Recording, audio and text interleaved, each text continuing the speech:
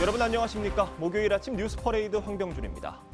전국의 영하권 강추위가 이어지고 있습니다. 오늘 서울의 아침 기온은 어제보다 더 떨어졌고 수도권엔 눈 소식도 예보됐습니다. 서울 광화문 광장에 나가 있는 취재 기자 연결합니다. 조유진 기자, 출근길 날씨 상황 전해주시죠.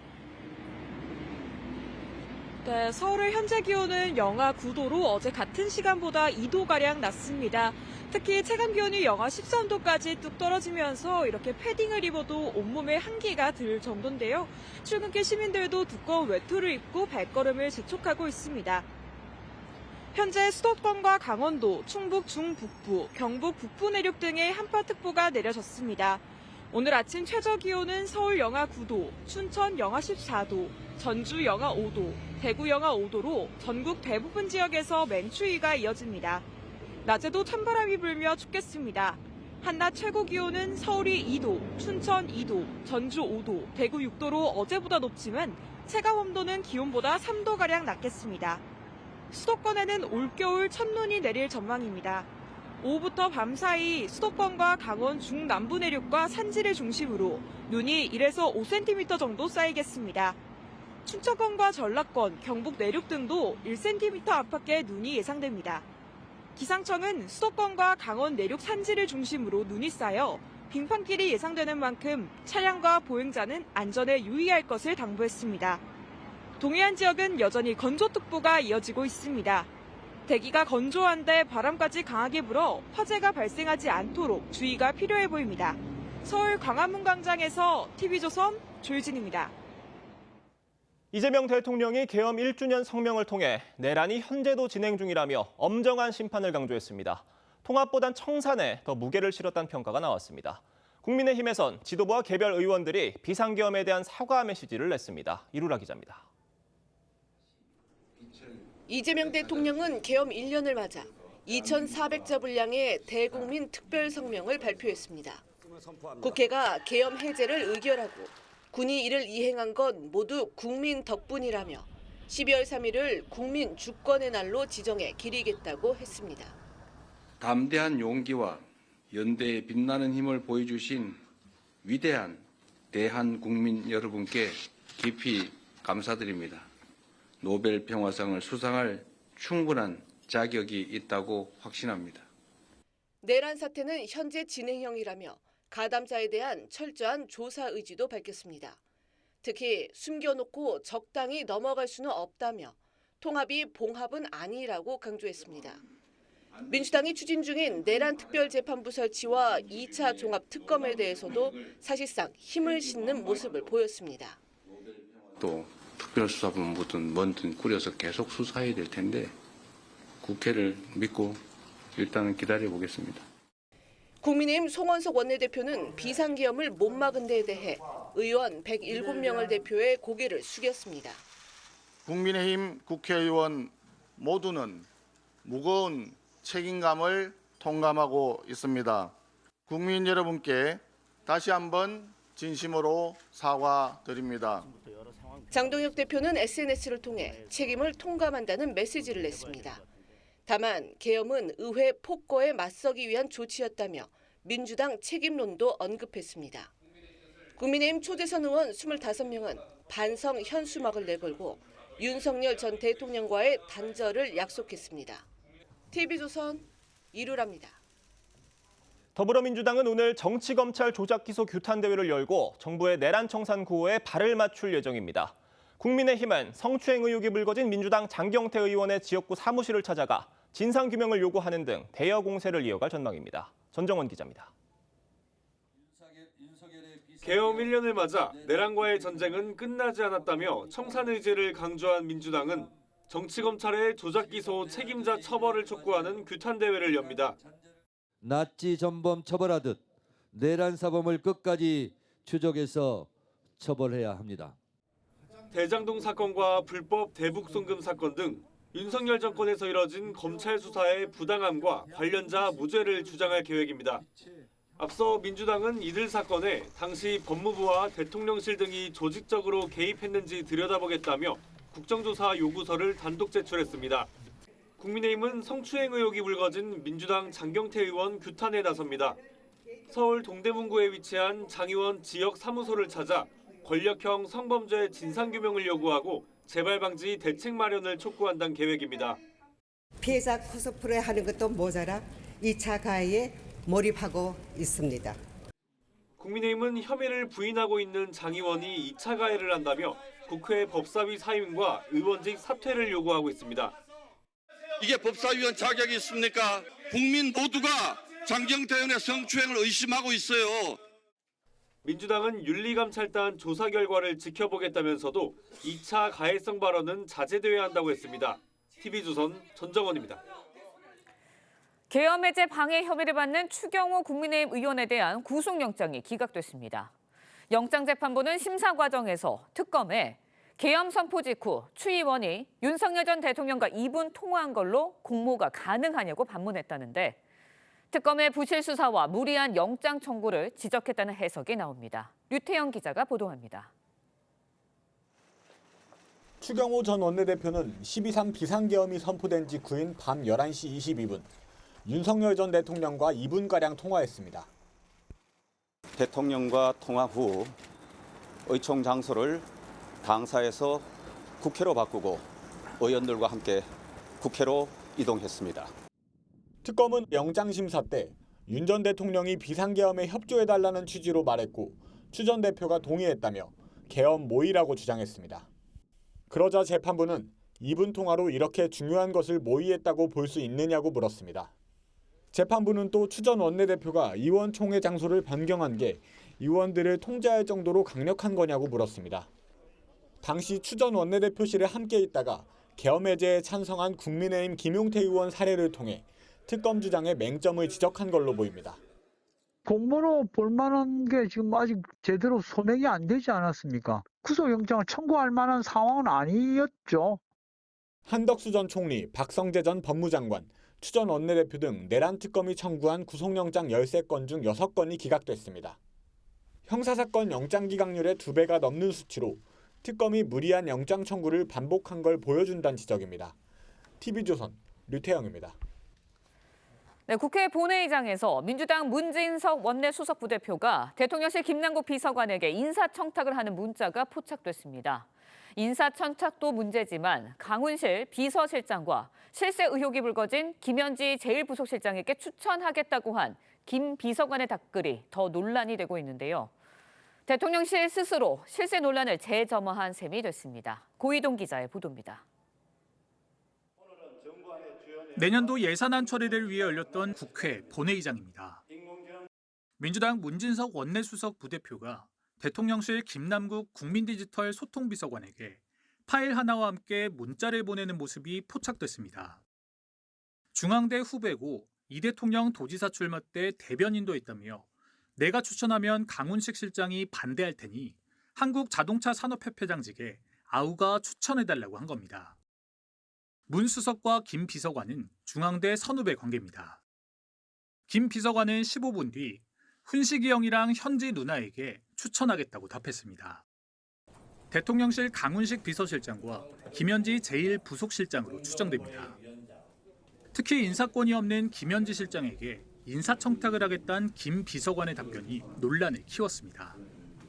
추천을 요청한 회장직은 연봉만 2억 원이 넘는 걸로 알려졌습니다. 문 수석은 현장 최고위는 물론 국회 운영위에도 모습을 드러내지 않았습니다. 매우 부적절하다라고 하는 것에 이견은 없습니다. 이 문제에 대해서 매우 부적절한 처신으로 그렇게 보고 있는. 대통령실은 김 비서관을 명시하지 않은 채 부정확한 정보를 부적절하게 전달한 내부 직원에 대해 엄중 경고했다고만 밝혔습니다.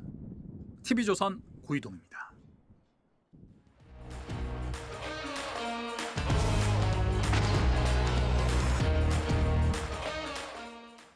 네, 정치권 소식 짚어보는 아침의 맞수 시간입니다. 강성필 더불어민주당 부대변인, 송영훈 전 국민의힘 대변인 나오셨습니다. 안녕하십니까? 안녕하세요.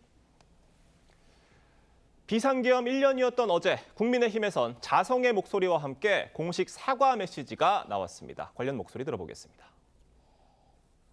비상계엄 해제 표결에 참여하거나 참여하지 못한 의원들을 대표하여 지난 1년의 시간을 반성하고 미래로 나아가기 위해 엄숙한 마음으로 이 자리에 섰습니다. 송원석 원내대표의 목소리 들어보셨는데 어제 이거 말고 다른 게 하나 더 있었죠. 장동혁 당대표가 SNS를 통해서 메시지를 냈습니다. 그런데 이게 송 원내대표의 메시지와는 결이 좀 달랐어요. 왜 이렇게 한 겁니까? 정당에서 당대표와 원내대표가 언제나 목소리가 일치해야 되는 것은 아니긴 합니다. 민주당도 지금 이른바 명청 갈등이 불거지면서 사실은 정청래 당대표와 김병길 원내대표 간의 의견이 다른 경우도 노출되고 있지 않습니까? 그렇네요. 그런데 지금 문제는 12.3 비상계엄에 대해서 사과를 할 것이냐 말 것이냐를 놓고 원내대표와 당대표의 입장이 다르다는 데 있습니다. 사실은 어제 장동혁 대표의 메시지 12.3 비상계엄은 의회 독재에 맞서기 위한 계엄이었다라고 하는 것은 윤석열 전 대통령이 어제 내놓은 입장문과 사실은 정확하게 결이 일치한다는 데 문제가 있습니다. 윤석열 전 대통령이 12.3 비상계엄은 국정을 마비시키고 자유헌정 질서를 붕괴시키려는 체제전복 기도에 맞서 국민의 자유와 주권을 지키기 위한 헌법 수호 책무의 결연한 이행이었다. 이렇게 밝혔거든요. 그러면은 국민들께서 보시기에는 원내대표가 아무리 계엄에 대해 사과를 하고 또 대안과 책임 같은 재선 의원 그룹을 비롯해서 25명의 소장파 국회의원들이 사과를 드려도 국민의힘은 당대표가 사과하지 않음으로써 윤 어게인으로 가려고 하는 것이 아니냐 이렇게 보일 가능성이 대단히 높습니다. 그 점이 우려스럽고 지금이라도 장동혁 당대표가 12.3 비상계엄에 대해서는 올바른 입장을 밝혀야 된다라는 의견을 말씀드립니다. 국민의힘 박성원 수석 대변인, 당대표와 원내대표가 각각 역할 분담을 한 것뿐이다. 이렇게 말을 했습니다. 야당 지도부에서 계엄에 대한 결이 다른 두 가지 목소리가 나온 것만은 사실인데 이거 어떻게 보고 계세요, 민주당에서? 그러니까 얼마 전에 민주당 당대표와 원내대표가 이 특검법 통과를 두고 입장 달리한 거하고 지금 계엄과 관련해가지고 잘못된 것 그리고 탄핵을 반대했던 것 여기에 대해서 사과하는 거 가지고 역할이 다르다? 이게 비교의 대상입니까? 그러니까 이러니까 중도층 국민들도 국민의힘에게 눈길을 주지 않는 건데 국민의힘 내부적으로라도 이런 거에 대해서 차분하고 냉정하게 판단을 해야 하는데 계속해서 방어만 하니까 이게 잘 되겠습니까? 이미 헌재에서는 결정을 내렸잖아요. 뭐라고? 탄핵은 불법이 계엄은 불법이고 탄핵은 돼야 된다고. 그런데 여기에 대해서 대표는 그러면 윤석열 전 대통령을 옹호하는 역할이고 그러면 송원석 원내대표는 여기에 대해서 반대하는 역할입니까? 오늘 제가 조선일보 사실 보니까 참 와닿더라고요. 뭐라고 하냐? 윤석열 전 대통령은 감옥 가야 될 게 아니라 병원 가야 된다 그랬어요. 근데 장동혁 대표가 좀 이런 말 좀 봐야 돼요. 신문을 안 보시는 것 같아요. 그래서 저는 송원석 원내대표도 무슨 민주당이 내란몰이 한다고 하면서 계속 비판하시는데 우리 민주당에게 그런 비판하기 전에 본인들이 지금 어떻게 행동하는지 좀 봐야 된다 이런 말씀 드립니다. 그러니까 칼럼 내용을 지금 좀 짚어주신 것 같습니다. 장동혁 대표의 메시지에 대해서 국민의힘 안팎에서는 실망스럽다 이런 반응 나오고 있어요. 제가 앞서도 말씀드렸듯이 이렇게 비상계엄이 의회 폭거에 맞서기 위한 것이다 라고 말하는 순간 국민들께서는 지난 1년 동안의 일에 대해서 어떠한 반성도 없구나 라고 보실 가능성이 있고 나아가서 국민의힘 전체가 윤 어게인 하려는 것 아니냐 이렇게 비춰질 수 있기 때문에 대단히 우려스럽다는 것입니다. 제가 방송이기 때문에 여론조사 수치를 구체적으로 언급하지는 않겠습니다만 지금 국민적으로 윤 전 대통령에 대한 평가는 역대 전직 대통령들 중에서 긍정적으로 보시는 분들은 가장 적고 부정적으로 보시는 분들은 가장 많다고 해도 과언이 아닐 것입니다. 그런 상황에서 국민의힘이 12.3 비상계엄의 그림자로부터 벗어나지 못하고 계엄은 잘못됐다고 굳게 믿고 계시고 계엄으로부터 큰 상처를 받은 국민들께 제대로 사과드리고 그 상처를 어루만지지 않으면 어떻게 민심을 회복하고 다시 국민들로부터 선택을 받을 수 있겠습니까? 당 대표는 당을 공식적으로 대표하는 위치에 있는 겁니다. 그렇기 때문에 장동혁 대표의 언행이 가장 중요하고 그래서 지금 당 내부에서도 장동혁 대표가 올바른 입장을 정리해야 된다라고 하는 목소리가 계속 나오고 있는 것입니다. 자, 국민의힘 초재선 의원 25명 기자회견을 열고 윤석열 전 대통령과의 절연을 선언하는 사과 메시지를 냈습니다. 이건 지금 결이 다른 당 지도부의 그 두 가지 메시지와는 또 다른 메시지였어요. 어떻게 보셨습니까? 결국 정치는 국민의 마음을 얻어야 되는 거예요. 민심을 얻고 국민의 상식에 부합하는 쪽이 승리합니다. 그리고 당 대표가 대표로서의 공적인 책무보다 어떤 개인의 정치적인 견해나 노선 혹은 정치적인 이익을 우선으로 한다면 국민의 상식을 대변하고자 하는 국회의원들은 각자 독립된 헌법기관이자 정치인으로서 개별적인 선택을 하는 것이 불가피한 것이죠. 그렇기 때문에 앞서도 말씀드렸듯이 대안과 책임 같은 재선 의원 그룹들뿐만 아니라 뭐 김재섭 의원, 김용태 의원 그리고 친한계 의원들까지 골고루 이 비상계엄에 대한 사과 메시지를 내길 이른 것이다. 이렇게 말씀드릴 수 있겠고요. 특히 앞으로 국민의힘의 움직임과 관련해서 좀 눈여겨보실 만한 부분은 이 대안과 책임을 구성하고 있는 재선 의원 그룹들이 전국 곳곳에 지역구가 흩어져 있다는 점입니다. 뭐 울산, 부산, 강원도, 경기도, 대구, 경북 이런 곳에 꼭 수도권 의원들만 있는 게 아니란 말씀이세요? 그렇습니다. 골고루 있기 때문에 각지의 민심을 수렴한 결과가 지금 이런 것으로 나타나고 있어서 앞으로 국민의힘의 변화와 쇄신을 좀 가속할 수 있는 촉매제로 작용할 수 있지 않을까 하는 기대가 개인적으로는 있습니다. 지금 짚어주셨습니다. 국민의힘 내부 상황 혼란스러운 상황인데 민주당에서는 어떻게 보고 계세요? 그러니까 이제 사실 지도부와 또 당의 주축을 이루고 있는 초재선 의원들의 의견이 확연히 갈린 상황이잖아요. 그러니까 지도부의 내용을 보면 뭐 김재원 최고위원 같은 경우는 중도층은 투표를 잘 안 한다. 또 김민수 최고위원 같은 경우는 지난 대선 때 우리가 사과해서 졌다. 그럼 만약에 사과를 안 했으면 이겼을까요? 나경원 지방선거 기획단장 같은 경우는 뭐 이 사람 저 사람 굳이 배제할 필요 없다 이런 메시지인 거고 초재선 25명은 사과해야 된다라는 그런 주장이잖아요. 근데 25명이면 제가 최근에 봤을 때 국민의힘 내에서 상당히 세력 규합이 좀 된 대규모예요. 그렇기 때문에 저는 이런 상황에서 지도부가 어떤 소장파 의원들과 의견을 달리한다면 결국엔 장동혁 대표는 둘 중 하나를 해야 돼요. 설득을 하든지 설득을 당하든지. 그래서 하나로 뭉쳐 있어야 되는데 이렇게 계속 분리되는 모습을 보이면 지방선거에서 힘을 쓸 수가 없죠. 25명이라는 숫자가 의미가 있는 숫자고 어떤 식으로든 국민의힘 내부적인 통합이 좀 필요할 것이다라는 고언을 주셨습니다. 자, 이런 가운데 추경호 의원의 구속영장 기각을 두고 여야가 극명하게 갈리는 반응 내놨습니다. 목소리 직접 들어보겠습니다. 공정한 판단을 해주신 법원에 감사드립니다. 정치 탄압, 야당 탄압 중단하고 민생을 지키고 미래를 키우는 일에 집중해 주시면 고맙겠습니다.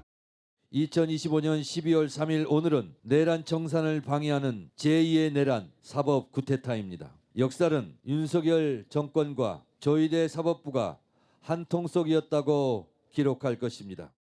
정치 보복을 중단하라는 명령입니다. 내란몰이의 어두운 과거의 마침표를 찍고 새로운 미래를 시작하는 날이 될 것입니다. 국민의힘에선 추경호 의원 영장 기각은 내란몰이의 마침표라면서 새로운 미래를 시작하는 날이라고 평가를 했습니다. 반전의 계기로 삼을 것으로 보이는데 자, 송영훈 대변인님이 보시기엔 추 의원 영장 기각을 국민의힘이 어떻게 받아들여야 한다고 보세요? 일단 두 가지는 분명합니다. 첫째, 추경호 의원의 영장이 기각됨으로써 정치특검의 무리한 수사라는 부분은 확인이 됐습니다. 더더군다나 제1야당의 전직 원내대표이자 현역 국회의원을 범죄 혐의의 소명도 불분명한 가운데서 구속하려고 했던 것 아니겠습니까? 여기에 대해서 제동을 걸었다는 점에 의미가 있고 그다음에 두 번째로 위헌정당 해산 공세에 브레이크가 걸린다고 보여집니다. 왜냐하면 추경호 의원이 만약에 구속됐다면은 정청래 대표 같은 분들이 또 국민의힘을 위헌정당이라고 몰아붙이면서 머지않아 해산될 정당이라는 공세를 퍼부었을 텐데 적어도 거기에 대해서는 제동이 걸린 것이죠. 그런데 추경호 의원에 대해서 구속 사유가 있느냐 없느냐 하고 그분의 정치적 역사적 책무가 어떠한 것이냐라고 하는 것은 별개의 문제입니다. 즉 그날 추경호 의원은 원내대표로서 본인도 국회의 비상계엄 해제 표결에 참여하고 또 더 많은 의원들이 본회의장에 들어오도록 독려했어야 될 정치적 책무는 분명히 있습니다. 그리고 그 책무를 다하지 못했기 때문에 지금 국민의힘이 훨씬 더 어려운 상황에 처해져 있는 것도 맞습니다. 그렇기 때문에 구속영장 기각은 법원의 올바른 결정입니다만 그것을 가지고 지금 국민의힘이 의기양양할 계제는 아니다. 그래서 12월 3일 당시에 정치적 역사적 책무를 다하지 못한 부분에 대해서는 겸허하게 성찰하는 태도가 내부적으로 필요하다고 저는 생각합니다. 그러니까 국민의힘 추경호 의원에 대한 영장 기각 이게 본안 판단이 아니라는 점, 뭐 역사적인 이제 판단까지 같이 덧붙여서 설명을 해주셨는데 국민의힘 반응 어떻게 보고 계십니까? 이제 저도 사실 이 추경호 전 원내대표가 구속영장이 발부된다고 해서 이게 바로 유죄로 이어지는 건 아니에요. 어쨌든 영장이 발부가 되든 기각이 되든 어쨌든 재판에 가서 다퉈봐야 될 사항이지만 저희 민주당이 봤을 때는 어쨌든 구속 수사를 받지 않으면 구속 재판을 받지 않으면 이게 나름대로 입맞추기라든지 또 추가적인 증거 인멸의 우려가 있다는 것을 주장을 했던 것이고 사실 뭐 오늘 보수 언론의 사설을 보면 이거 면죄부 아니다. 그리고 추경호 전 원내대표가 오해를 부를 만했다라고 분명히 말을 하고 있어요. 그리고 추가적으로 보도된 걸 보면 추경호 전 원내대표 태블릿 PC 보니까 1955년 대법원의 판결문이 나왔다는 거 아니에요? 그 판결문의 내용이 국회가 계엄 해제를 요구를 해도 대통령이 해제할 때까지 그 계엄 효력이 이어진다라고 나와 있어요. 그러니까 이런 것들이 태블릿에 나왔는데 어찌 그 사람의 마음에 대해서 우리가 의심하지 않을 수가 있겠습니까? 그럼에도 불구하고 법원에서 이렇게 영장을 기각을 했고 그렇기 때문에 특검에 대해서도 사실 좀 제대로 된 수사를 못한 거 아니냐, 소명을 제대로 못한 거 아니냐 그런 비판도 저희 민주당 하고 있다. 어쨌든 재판에 가서 다퉈볼 문제다 이렇게 봅니다.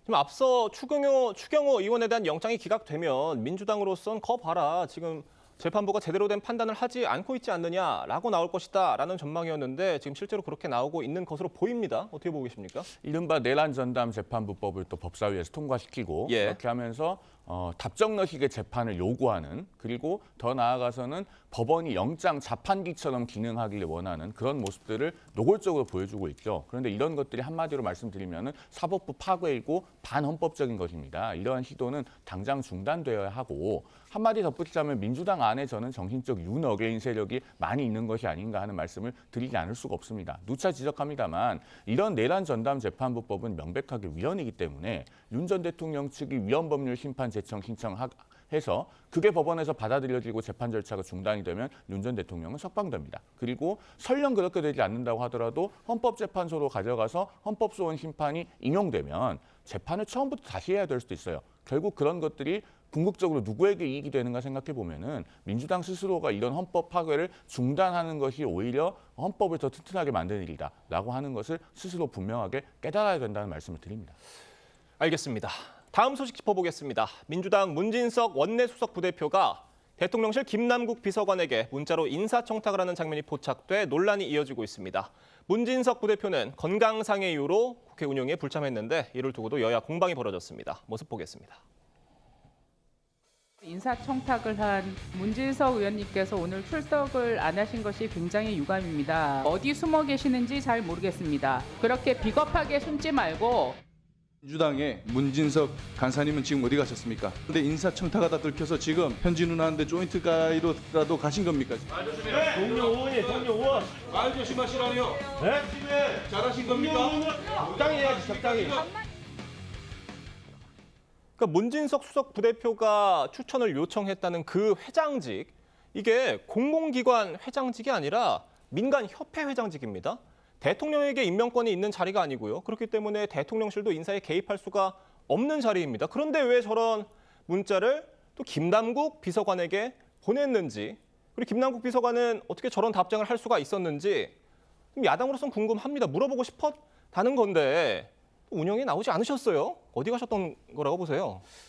일단 본인의 부적절한 행동에 대해서 일단 깨닫고 있겠죠. 그렇기 때문에 공식적인 장소에 못 나왔다고 저는 생각을 하고 누가 봐도 부적절한 겁니다. 그래서 저는 이 당에서도 그리고 또 대통령실에서 나름대로의 어떤 조치가 있어야 된다고 생각을 합니다.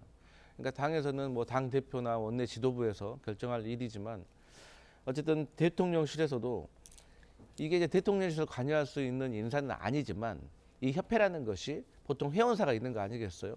그럼 회원사 같은 경우는 거의 다 제조업, 자동차, 완성차 회원사들 아니겠습니까? 그렇기 때문에 아무래도 정부의 어떤 정책적인 결정에 있어서 영향을 많이 받기 때문에 친정부의 인사가 협회를 맡는 것이 아무래도 회원사들에게 유리하겠죠. 그러다 보니까 아무래도 추천을 받을 수는 있겠죠. 음으로 양으로. 그래서 이러한 부분에 있어서는 만약에 개입이 있었다고 하면은 여기에 대한 조치가 있어야 될 것이고 그러한 연장선상에서 저는 대통령실 내에 특별감찰관을 이재명 대통령께서 빨리 임명하셔야 된다. 그리고 어떤 방식으로라든지 문진석 의원에 대한 조치도 있어야 된다. 이렇게 봅니다. 대통령이 임명하는 자리가 아니라는 점은 차치를 하고서라도 김현지 부속실장은 그야말로 부속실장이기 때문에 인사비서관이 아니잖아요. 인사에 관여할 수 있는 자리가 아닙니다. 그 지점이 사실상 핵심입니다. 그러니까 지금 문진석 의원과 김남국 비서관이 주고받은 문자 메시지는 한마디로 김현지 부속실장의 지위가 이제는 애지중지 현지를 넘어서 좌지우지 현지가 됐다라고 하는 것을 공식적으로 확인시켜주는 것에 다름 아닙니다. 총무비서관의 자리에 있었다고 하더라도 대통령실 행정요원 같은 인사에나 공식적으로 관여할 수 있는 것이지 네. 사실은 뭐 수석비서관급이라든가 장관급 인사에 개입할 수 있는 위치에 있는 것은 공식적인 직제상으로 아니거든요. 그런데 심지어 이제는 제1부속실장입니다. 어디까지나 대통령을 수발드는 자리인 것이지 인사에 광범위하게 관여하는 순간 그것은 이른바 문고리 권력인 거예요. 그런데 문진석 의원의 문자 메시지를 통해서 이게 공식적으로 지금 확인이 된 겁니다. 그러면은 대통령실은 김현지 부속실장에 대해서 즉각적인 인사 조치부터 해야 됩니다. 그런 걸 하지 않고 말로만 넘어가려고 하는 것은 결국은 이런 시스템 왜곡을 방치하고 더 악화시키겠다라는 것에 다름 아니기 때문에 그렇게 되면은 결국 정권 전체의 화로 돌아올 겁니다. 네, 제가 좀 추가적으로 첨언을 좀 드리면 네. 이 문진석 의원이 김남국 비서관에게 이 메시지를 보냈을 때는 김현지라는 이름이 나오지가 않아요. 다만 김남국 비서관이 문진석 의원에게 답장을 할 때 뭐 현지 누나라고 예. 언급을 하는 거죠. 사실 문진석 의원은 강훈식 비서실장을 얘기했던 거거든요.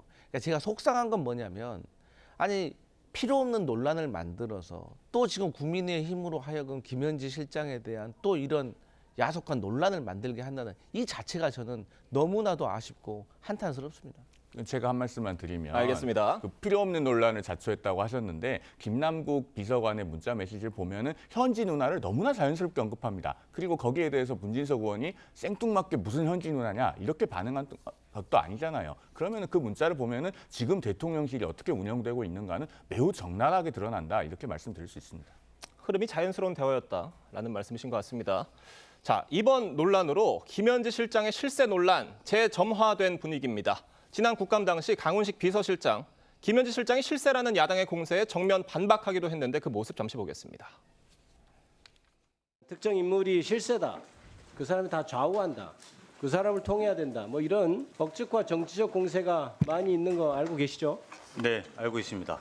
동의하십니까? 전혀 동의하기 어렵습니다. 제가 인사위원장으로서 모든 것을 투명하고 민주적으로 진행하고 있다고 말씀드릴 수 있습니다. 투명하고 민주적으로 진행이 되고 있다면서요. 그런데 뒤로는 현지 누나, 훈식이 형이 이렇게 공공기관 협회장직도 아닌 민간협회 회장직에 대해서도 이렇게 좌지우지할 수 있던 거 아니냐는 게 지금 야권이 의심하고 있는 부분입니다. 근데 제가 앞서서 일단 저희 민주당의 문진석 의원의 행동이 부적절했고 김남국 비서관의 행동도 부적절했다고 제가 말씀을 드렸어요. 근데 뭐 국민의힘에서 야당이기 때문에 뭐 충분히 지적하실 수 있다고 생각하지만 지금 국민의힘도 김건희 씨와 관련해가지고 그 인사 전행이라든지 수사 지휘라든지 이런 논란들이 있는 걸 보면 그렇게 떳떳하고 당당하게 말할 처지는 아니다라고 말씀드리고 싶고 어쨌든 제가 앞서서 말씀드렸지만 이 어떤 정치인들의 최근에도 뭐 휴대폰이 기자들에게 이렇게 촬영되는 모습이 그렇게 보였음에도 불구하고 그렇게 모든 것을 조금 이렇게 쉽게 경솔하게 행동했다는 자체에 대해서는 저희 민주당도 반성해야 되고 다시 한번 대통령실에서도 이와 관련해 가지고는 좀 제대로 된 조치가 있어야 될 것 같습니다. 자, 이 사태에 대한 대통령실의 입장도 논란을 좀 낳고 있는 것 같습니다. 부정확한 정보를 부적절하게 전달한 내부 직원에 대해서 엄중 경고했다. 이렇게 밝혔는데 부정확한 정보가 뭐고 뭐가 부적절하다는 거고 그리고 이게 엄중 경고로 끝날 일인가라는 의문들 있습니다. 제가 앞서도 말씀드렸듯이 이 정도 사안이면 인사조치가 있어야 된다니까요. 대통령실 시스템이 일상적으로 이렇게 작동하고 있다는 것을 보여주는데 김현지 실장에 대한 인사조치도 없고 김남국 비서관에 대한 인사조치도 없습니다. 더 나아가서 민주당은 인사청탁을 한 문진석 의원에 대해서는 어떤 조치를 하고 있나요? 그러니까 이런 것들을 종합해보면 지금 현 정권에서는 대통령실이나 여당이나 이런 사안은 별것 아닌 겁니다. 그걸 국민들께 적나라하게 드러내고 있는 거예요. 그런데 이 지점에서 한 가지 좀 덧붙여서 말씀드릴 것은 국민의힘이 왜 이런 지점을 정밀 타격하지 못하는 상황에 놓여 있는가 하는 겁니다. 얼마 전에 그 장애인 비하 발언으로 큰 논란을 빚었던 박민영 국민의힘 미디어 대변인에 대해서도 장동혁 대표가 엄중 경고만 하고 넘어갔지 않습니까? 그러니까 민주당에서도 이런 부분을 일종의 미러링으로 문제 삼으니까 말에 힘이 안 실리는 겁니다. 그러니까 당 내부적으로도 엄정하게 조치해야 될 사람들은 엄정하게 책임을 묻고 넘어갈 때 현 정권의 잘못에 대해서도 정확하게 비판하고 따지고 바로잡게 할 수 있는 것이다. 이 부분까지 좀 아울러 말씀을 드리겠습니다. 국민의힘은 김현지 부속실장 상황이다라고 규정을 하면서 어떻게든 국회로 불러내려고 할 것 같습니다만 김현지 부속실장이 이번엔 과연 나올 것이라고 예상하세요? 저는 이제 이 정도 되면 김현지 부속실장도 국회에 출석해가지고 이쯤 되면 나와야 된다. 예, 나와가지고 왜냐하면 이게 지난번 국정감사 때도 그랬지만 앞으로 계속해서 국회에 있었던 상임위원장에서 김현지 부속실장에 대해서 국민의힘에서 자꾸 나오라고 할 거 아닙니까? 한 번쯤은 끊어내야 됩니다. 그리고 제가 자꾸 말씀드리지만 김현지 그 부속실장 나와가지고 국민의힘 의원들의 업무 이해 다른 내용에 대해서 질의하잖아요. 그러면 그게 역풍으로 국민의힘에게 돌아갈 수가 있기 때문에 저는 김현지 부속실장이 국회에 나와가지고 당당하게 좀 됐으면 좋겠다. 대신 야당의 의원들의 질의가 형편없다고 하더라도 저는 예의를 갖춰서 답변하면 된다. 이렇게 봅니다. 알겠습니다. 오늘 두 분의 말씀은 여기까지 듣겠습니다. 감사합니다. 민주당이 현재 60세인 청년을 3년 또는 4년 뒤에 61세로 늘리기 시작하는 단계적 연장안을 노사에 제시한 것으로 알려졌습니다. 청년 연장 입법화를 주장하는 노동계와 퇴직 후 재고용을 원하는 사측이 어떤 접점을 찾을지 주목됩니다. 임서인 기자입니다. 정년 65세 입법을 연내 추진하겠다며 정년연장 특별위원회를 출범한 더불어민주당. 세대와 노사를 아우르는 사회적 대화의 공론장이 필요합니다. 이 정년 연장에 대해서 정말 진지하게 해서 반드시 조기에 결론을 갖다 내려야 된다. 조선일보 등에 따르면 민주당은 현재 60세인 정년을 단계적으로 늘리는 3가지 안을 최근 노사에 제시했습니다. 민주당 제시안은 2028년부터 2036년까지 2년 간격으로 1년씩 연장하는 안과 2029년부터 2039년까지 2, 3년 간격으로 1년씩 올리는 방안, 그리고 2041년까지 매 3년마다 1년씩 연장하는 것 등 3가지로 전해졌습니다. 여권 안팎에서는 정년 연장이 2039년 마무리되는 안이 절충안으로 채택될 가능성이 크다는 관측이 나옵니다. 민주당은 단계적 정년 연장과 함께 경영계가 주장해온 퇴직 후 재고용을 1, 2년 허용하는 방안도 함께 추진합니다. 민주당은 올해 안에 당 차원 최종안을 확정한 뒤 관련 법안을 발의하는 등 입법 작업에 착수할 것으로 전해졌습니다. 다만 국회 본회의 통과는 상임위 심사 일정 등을 고려할 때 내년 상반기에나 이뤄질 전망입니다. TV조선 임서인입니다. 네, 김건희 여사 주가 조작 가담 등의 혐의 결심 공판에서 검찰이 김 여사에게 징역 15년을 구형했습니다. 김 여사는 최후 진술에서 억울한 면이 있다면서도 국민에게 진심으로 죄송하다고 했는데 오늘 또다시 특검팀에 소환돼 조사를 받습니다. 송무빈 기자가 보도합니다. 마스크 위아래를 거꾸로 쓴 김건희 여사가 법정 경위에게 부축을 받으며 피고인석으로 들어옵니다. 도이치모터스 주가 조작 등 혐의로 기소된 김 여사의 결심 공판이 열렸습니다. 오전 재판 진행하겠습니다. 민중기 특별검사가 처음으로 직접 재판에 나온 가운데 특검팀은 김 여사에게 징역 15년을 구형했습니다. 주가 조작과 통일교 금품 수수 혐의에는 징역 11년과 벌금 20억 원을, 공천 개입 혐의에는 징역 4년을 선고해달라고 요청했습니다. 특검은 김 여사가 시세 조종 계획을 알고 자금을 제공해 부당이득을 챙겼다고 주장했습니다. 또 영부인의 지위를 활용해 통일교 청탁을 들어주고 사익을 챙겨 엄벌이 필요하다고 강조했습니다. 김 여사 측은 주식 매매 방식에 무지한 사실상 피해자라며 주가 조작 무죄를 주장했고 통일교 측 샤넬 가방은 대가성이 없고 당선을 축하하는 의례적 선물이었다고 주장했습니다. 김 여사는 1분가량의 최후 진술에서 억울한 점이 많지만 제 역할과 자격에 비해 잘못한 게 많다며 국민들께 진심으로 죄송하다고 했습니다. 다만 특검 주장에는 다툴 여지가 있는 것 같다고 했습니다. 김 여사에 대한 1심 선고 공판은 내년 1월 28일에 열립니다. TV조선 송무빈입니다.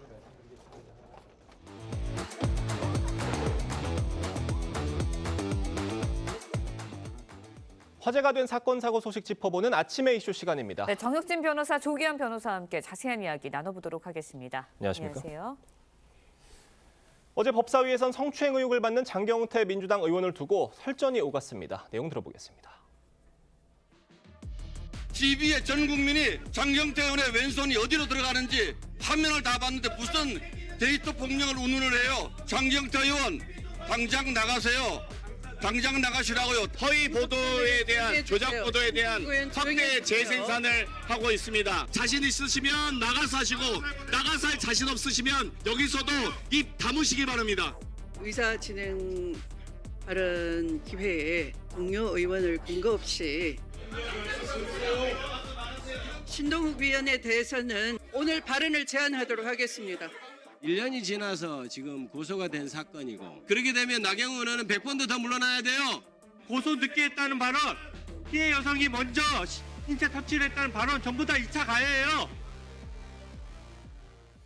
자, 국민의힘 입장에선 성추행 의혹 관련 수사를 받고 있는 장 의원에게 법사위 활동 자격이 있는지 이 점을 문제를 삼은 것 같은데 추미애 법사위원장은 이 문제를 제기한 신동욱 의원의 발언을 자제를 시켰어요. 글쎄요, 신동욱 의원의 지적은요 당연한 거 아닌가 싶습니다. 왜냐하면 수사와 기소를 담당하는 것은 검찰이잖아요. 그다음에 재판하는 것은 법원이잖아요. 이렇게 검찰과 법원을 관장하는 그 위원회가 법사위 아니겠습니까? 그런데 장경태 의원의 혐의는 매우 구체적이지 않습니까? 그다음에 혐의가 성범죄인데 이런 성범죄는 대표적으로 2차 가해가, 2차 피해가 발생할 수 있는 그런 범죄 아니겠습니까? 그다음에 이야기 들어보면요. 조금 전에도 주진우 의원이 이야기했지만 이미 2차 가해가 발생했다라고 저는 충분히 보여지거든요. 만약에 장경태 의원이 진짜 그렇게 억울하다라고 하면 그럼 일단 법사위를 물러난 다음에 본인의 혐의를 벗고 복귀하면 될 거지 지금 같은 상황에서 계속 법사위에 있겠다라고 하는 것은 누가 봐도 이건 상식에 부합하는 것이 아니다 그 생각 듭니다. 네, 어제 이제 법사위 여야 설정 과정에서 여당 의원들이 장 의원을 비호하는 과정에서 2차 가해성 발언이 나오기도 했습니다. 지금 지적을 해주셨지만 장 의원이 그러면서 이제 초선 시절 무고죄를 언급하면서 이제 저급한 꽃뱀론이라고 한 것도 소환이 됐거든요. 이 부분은 어떻게 보셨어요? 정치인과 관련된 성 관련 사건에서 2차 가해 굉장히 신중하고 조심해야 됩니다만 저는 어제 이 사건을 2차 가해로 단정할 수 있을지는 의문입니다. 왜냐하면 2차 가해라는 게 사실 이 추행의 피해자의 피해 상황을 정확히 알 수 없는 제3자가 그걸 가정하고 추정해서 직접 피해자의 행위를 공격하는 형태 정도야 되는데 지금 이 사건 같은 경우에는 성추행의 유력 증거라고 하는 동영상이 다 공개돼 있습니다. 그 행위를 가지고 이제 평가하는 내용의 발언이 좀 있었는데 이제 그것을 피해자였던 행위로 피해자를 공격하는 행위로 볼 수 있느냐에 대해서는 다소 의문이고요.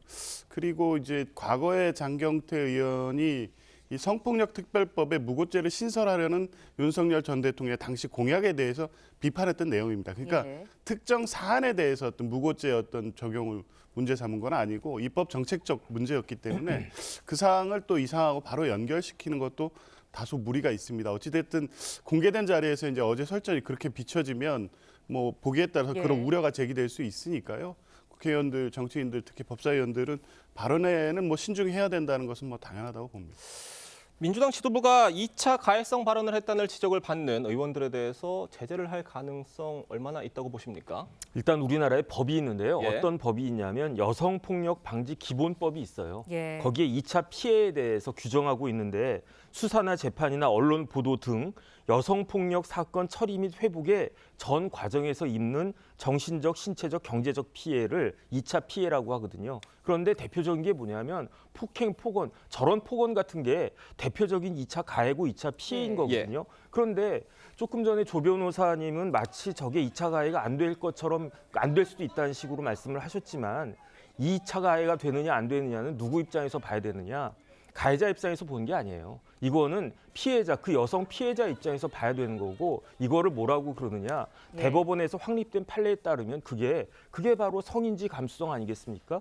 제가 봤을 때는요. 이거는 명백한 2차 피해고요. 그렇기 때문에 징계받는 것은 당연한 것인데 그런데 여태까지 민주당이 여러 가지 행태를 봤을 때 과연 제대로 된 징계가 이루어질까 의심은 됩니다. 네, 알겠습니다. 이번에는 저희 단독 보도 내용도 좀 살펴보도록 하겠습니다. 이제 장 의원이 술자리에 동석했던 남성 비서관에게 당시 피해자 남자친구의 신원을 확인하는 정황이 담긴 메시지, 단체 대화방의 메시지가 공개가 됐거든요. 그러면서 이 남성 비서관이 남자친구에게 이제 불이익을 시사하는 듯한 메시지를 남긴 것도 공개가 됐습니다. 물론 이제 장경태 의원이 이런 지시를 했는지 이거는 확인을 해봐야 하는 상황이지만 일단은 그동안 이제 압박을 받아왔다는 피해자의 주장과는 일치하는 대목이 있거든요. 뭐 그렇게 보일 측면이 있습니다. 다만 지금 이 A 씨 그러니까 이 동석자를 포함한 이 단체 대화방의 전체 메시지 내용에는 여러 가지 내용들의 대화가 이 사건 이후 직후에 좀 있었다는 보도가 있고요. 그 내용 중에는 이 사건을 이렇게 장경태 의원 주장하는 것처럼 데이트 폭력 사건으로 본인 피해와 관련된 내용을 대하는 내용도 있고 또 일부 언론의 보도에 의하면 추행 행위에 대한 어떤 것을 인정하는 취지의 내용이 있다는 보도도 있어서 여러 가지가 섞여 있기 때문에 아마 이건 장경태 의원이든 아니면 피해자 측이 됐든 경찰에 제출하지 않을까 싶습니다. 이미 거기 다수의 관계자들이 등록된 단체 방이기 때문에 뭐 수사를 통해서 그 대화의 전체 맥락을 확인해 보면 1차적으로는 이게 추행위가 있었는지에 대해서 유력한 증거가 될 수 있고요.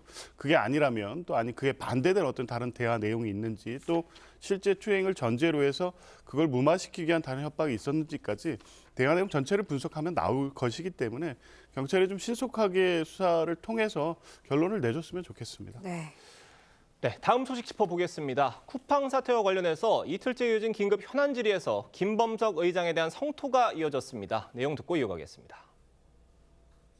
우리 위원회에서 김범석 쿠팡 INC 의장에 대해서도 함께 출석 요구를 하였습니다마는 오늘 출석하지 않았습니다. 위원장으로서 강한 유감을 표시하는. 미국에다가 600억 원대 쿠팡 주식을 기부했어요? 뭐 하는 겁니까 지금 김범석 의장? 기업가 아니죠. 경영자 아니죠. 로비스트죠. 한국말로 뿌럭하죠. 돈은 한국에서 다 벌어가면서 왜 한국에 오지 않죠? 김범석 의장 고발 의결을 했으면 좋겠습니다. 미국에 상장했다 이 이유로 해서 전혀 지금 국회 부름에도 국민의 부름에도 답하고 있지 않습니다. 너무 무책임하고요.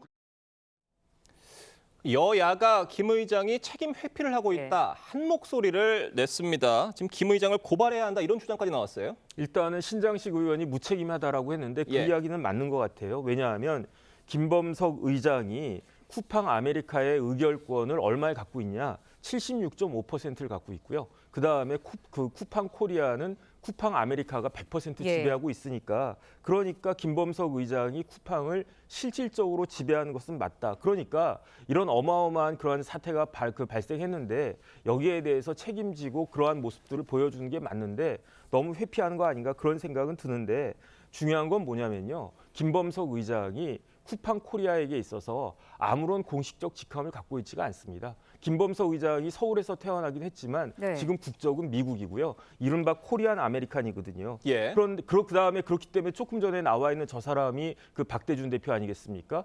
그렇기 때문에 법적으로는 무슨 책임을 어떻게 물을 수 있을 것인지 무엇을 근거로 어떤 혐의로 고발할 수 있을 것인지 제가 봤을 때는 조금 한계가 있는 거 아닌가 그런 생각은 듭니다. 네, 그런가 하면 이제 국회 현안 질의에서 2차 피해 의혹도 제기가 됐습니다. 중국 쇼핑몰에서 한국인 명의 쿠팡 계정이 거래되고 있다라는 의혹인데요. 뭐 이번 사건과 좀 무관해 보인다. 이런 게 쿠팡 측의 해명이긴 합니다. 하지만 2차 피해 우려 계속해서 커지고 있거든요.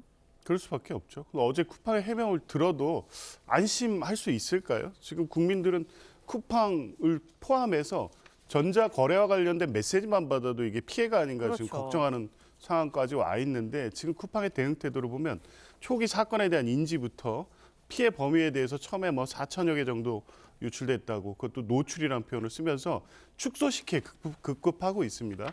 그러니까 보안 키하고 같이 유출이 됐기 때문에 그게 같이 유통되지 않으면 거래가 안 된다고 하는데 그거 풀어서 거래하면 어떻게 하겠습니까? 그러니까 그런 정도의 변명 가지고 지금 국민이 안심하기는 어렵고 쿠팡이 초기 대응에서부터 자꾸 문제 없다는 식의 대응만 했기 때문에 국민들을 안심시키는 데는 턱없이 부족합니다. 국민들이 믿고 정말 쿠팡이 적절한 조치를 취하고 있다는 정도의 신뢰를 주어도 지금 부족할 판에 저렇게 당장의 어떤 변명만 하는 것은 적절한 태도로 보이지 않습니다.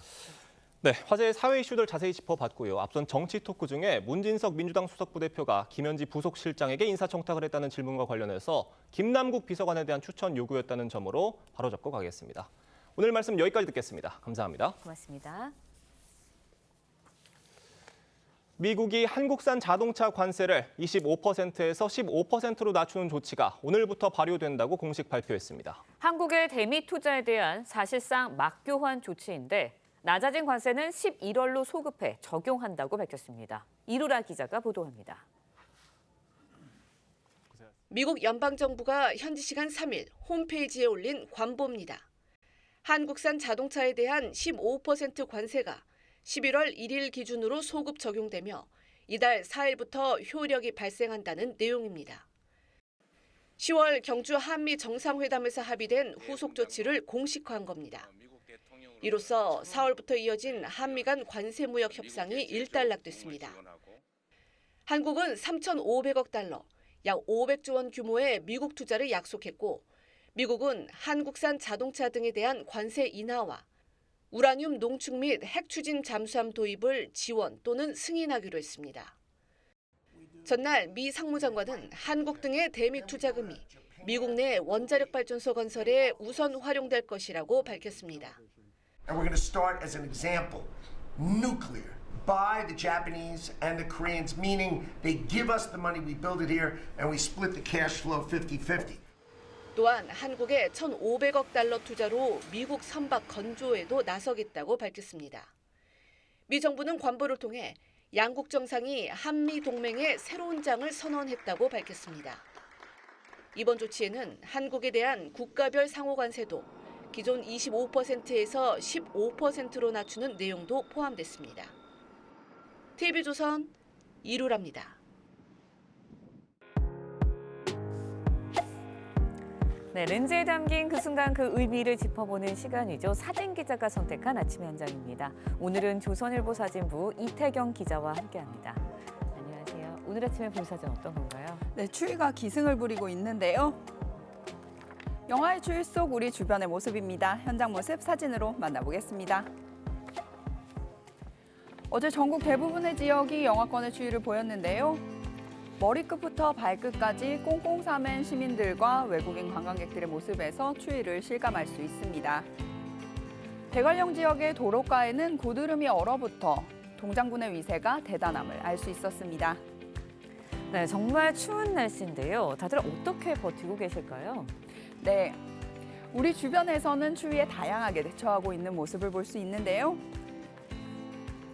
전국 곳곳의 시장에서는 상인들이 다양한 방법으로 몸을 녹입니다. 화목난로나 전기난로는 필수가 됐습니다. 부산 해운대 해수욕장의 온천 조격탕에는 추위를 피해 조격을 즐기는 사람들도 있었는데요. 평균 40도 정도로 유지되는 온천물에 발을 담그며 추위를 잊는 시간을 보냈습니다. 네, 강추위입니다. 대비 잘하셔서 따뜻한 하루 보내시길 바랍니다. 지금까지 아침 현장이었습니다. 오늘 아침 이번 추위가 절정에 이를 텐데요. 중부와 경북 북부에는 한파주의보가 이어지는 가운데 이들 지역은 영하 10도 안팎의 맹추위가 기승을 부리고 있습니다. 서울도 영하 9.4도, 체감온도 영하 12도 아래로 뚝 떨어졌습니다. 남부지방은 대체로 맑은 하늘 드러나겠고요. 중부와 내륙을 중심으로 오후부터 눈이 내릴 텐데요. 경기 북동부와 강원 북부에는 최대 8cm, 서울을 비롯한 중부 내륙 지역에도 최대 5cm의 눈이 내려 쌓이겠습니다. 특히 퇴근 시간대에 강하게 집중될 수 있어 안전운전 하셔야겠습니다. 동해안의 건조특보는 대구와 경남에도 확대됐습니다.